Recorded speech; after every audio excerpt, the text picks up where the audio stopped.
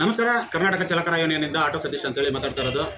ಸ್ನೇಹಿತರೆ, ಇತ್ತೀಚೆಗೆ ವಿಜಯವಾಣಿ ಒಂದು ಮಾಧ್ಯಮದಲ್ಲಿ ಬೆಂಗಳೂರು ನಗರದ 5 ನಿಗಮ ಮಂಡಳಿಗಳು ಸೇರಿದಂತೆ ಒಂದು ಸಭೆಯನ್ನು ಮಾಡ್ತಾರೆ.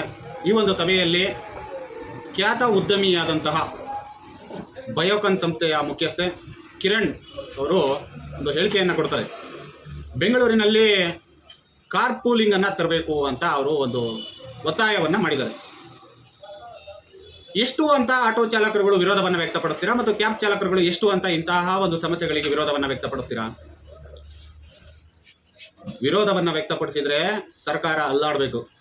ಕ್ಯಾಬ್ ಚಾಲಕರೇ ಆಗ್ಬೋದು ಮತ್ತು ಆಟೋ ಚಾಲಕರುಗಳೇ ಆಗ್ಬೋದು, ಇವರನ್ನು ಎದುರಾಕೊಂಡು ಸರ್ಕಾರನ ನಡೆಸೋಕ್ಕಾಗೋದಿಲ್ಲ ಅನ್ನುವಂತಹ ಮಟ್ಟಕ್ಕೆ ನೀವು ವಿರೋಧವನ್ನು ವ್ಯಕ್ತಪಡಿಸಬೇಕು.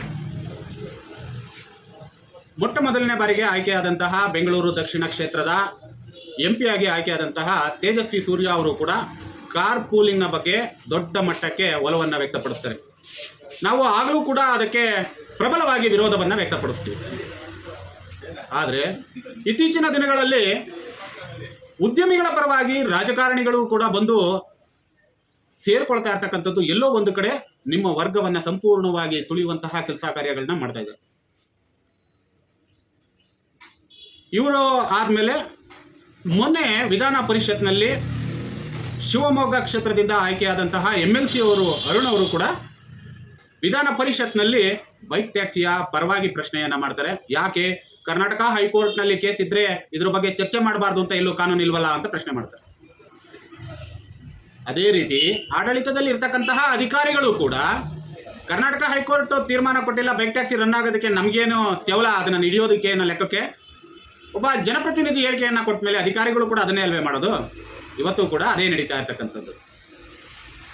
ಹಾಗೆ ಇನ್ಫೋಸಿಸ್ನ ಸಹ ಸಂಸ್ಥಾಪಕರಾದಂತಹ ಮೋಹನ್ ದಾಸ್ ಪೈ ಅವರು ಕೂಡ ಕಂಪನಿಗಳ ಪರವಾಗಿಯೇ ಹೇಳಿಕೆಯನ್ನು ಕೊಡ್ತಾರೆ.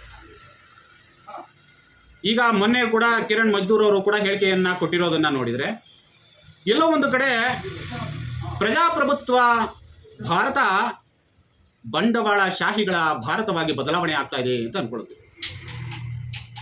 ಯಾಕೆ ಉದ್ಯೋಗವನ್ನು ಸೃಷ್ಟಿ ಮಾಡೋದಕ್ಕೆ ಯೋಗ್ಯತೆ ಇಲ್ಲದ ಸರ್ಕಾರಗಳು ಇಂತಹ ಸರ್ಕಾರಗಳನ್ನು ನಂಬಿ ನಮ್ಮಂಥವ್ರು ಹುಟ್ಟಿದ್ದೇ ತಪ್ಪ? ಇಲ್ಲ ಸರ್ಕಾರಗಳು ಕಾಲ ಕಾಲಕ್ಕೆ ತಕ್ಕನ ಹಾಗೆ ವಿದ್ಯಾಭ್ಯಾಸವನ್ನು ಕೊಡೋದಕ್ಕಾಗದೆ ಕೈಕಟ್ಟಿಕೊಳ್ದಂತಹ ನಾಲಾಯಕ ರಾಜಕಾರಣಿಗಳು ತಪ್ಪ? ಶಿಕ್ಷಣ ವ್ಯವಸ್ಥೆಯಲ್ಲಿ ಮುಂದುವರಿಯೋಕ್ಕಾಗದೆ ನಮ್ಮದೇ ಆದಂತಹ ಸ್ವಂತ ಉದ್ಯಮವನ್ನು ಆರಂಭ ಮಾಡಿದ್ದು ನಮ್ಮ ತಪ್ಪ? ಯಾರದೋ ಬಂಡವಾಳವನ್ನು ಬಾಚಿ ತಂದಿಟ್ಟುಕೊಂಡಂತಹ ಉದ್ಯಮಿಗಳು ಸಾವಿರಾರು ಕೋಟಿ ಬಂಡವಾಳ ಹಾಕಿದ್ದೀವಿ ಅಂತ ಹೇಳ್ತಾರಲ್ಲ, ಇಂತಹ ಸಂಸ್ಥೆಗಳು ಹುಟ್ಟು ಹಾಕಿರೋದೇ ನಮ್ಮಂತಹ ಬಡವರ ಬೆವರಿನ ಹನಿಯಲ್ಲಿ. ಇವತ್ತು ರ್ಯಾಪಿಡೋ ಅಂತಕ್ಕಂತಹ ಸಂಸ್ಥೆ ಮೊಟ್ಟ ಮೊದಲನೇ ಬಾರಿಗೆ ಬೆಂಗಳೂರಿಗೆ ಬೈಕ್ ಟ್ಯಾಕ್ಸಿಯನ್ನು ಇಂಟ್ರೊಡ್ಯೂಸ್ ಮಾಡುತ್ತೆ.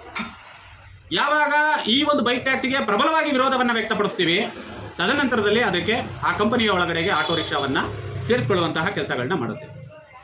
ನಾವು ಅವತ್ತಿಂದಲೂ ಕೂಡ ಚಾಲಕರುಗಳಿಗೆ ಹೇಳ್ತಾ ಇರೋದು ಇಷ್ಟೇ, ಸರಿಸುಮಾರು ಕರ್ನಾಟಕ ರಾಜ್ಯದಲ್ಲಿ ತಾವುಗಳು 62,000 ಕೋಟಿ ಬಂಡವಾಳವನ್ನು ಹೂಡಿದ್ದೀರಾ.